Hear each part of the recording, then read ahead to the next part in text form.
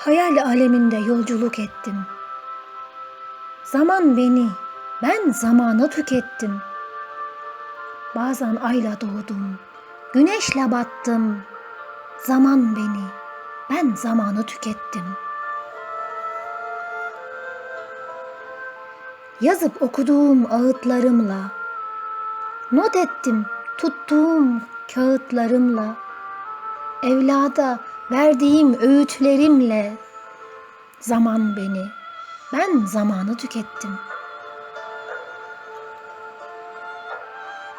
Bir garip diyara uğradı yolum. Öyle bir alem ki tutuldu dilim. Kederim, endişem hep aynı film. Zaman beni, ben zamanı tükettim. Günüm sızı, gecem sızı, hal sızı. Hayat sızı, memat sızı, yol sızı. Beyal sızı, şöhret sızı, mal sızı. Zaman beni, ben zamanı tükettim.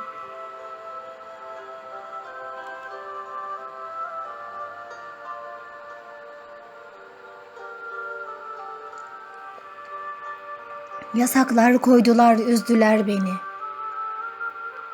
Kaş göz edip alttan süzdüler beni. Sorgusuz, sualsiz yüzdüler beni. Zaman beni, ben zamanı tükettim.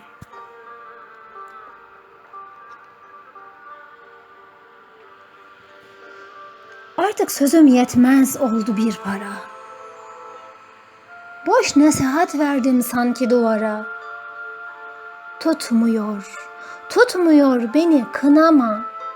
Zaman beni, ben zamanı tükettim.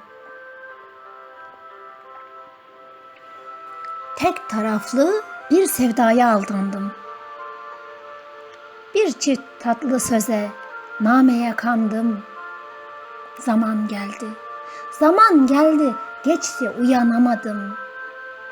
Zaman beni, ben zamanı tükettim.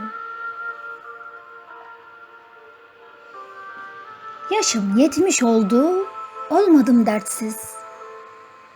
Elem, keder, endişemmiş hep yersiz. Bir gün ecel kapım çalar habersiz. Zaman beni, ben zamanı tükettim.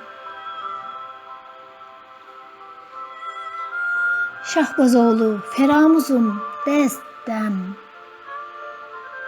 Kaderin cilvesi çürüdü beden.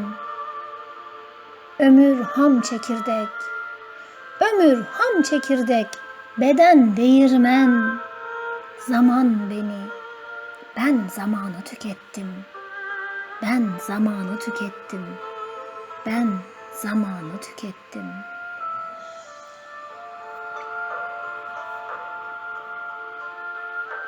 Şiir Feramuz Şahbaz.